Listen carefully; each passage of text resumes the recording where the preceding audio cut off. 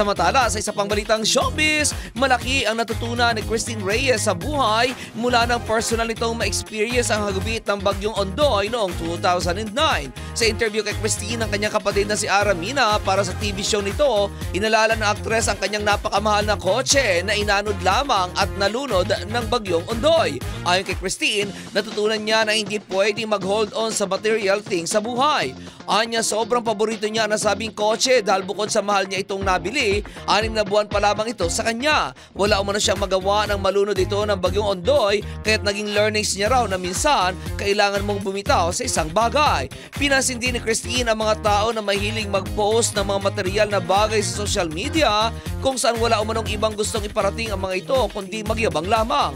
Sabihin na raw na deserve i-brag pero para sa kanya, ayaw niya raw ng ganon. At yan aking balitang showbiz para sa impilang may todong lakas, DWIZ. Ako si Anton, nagbabalita ng tama, naglilingkod ng tama.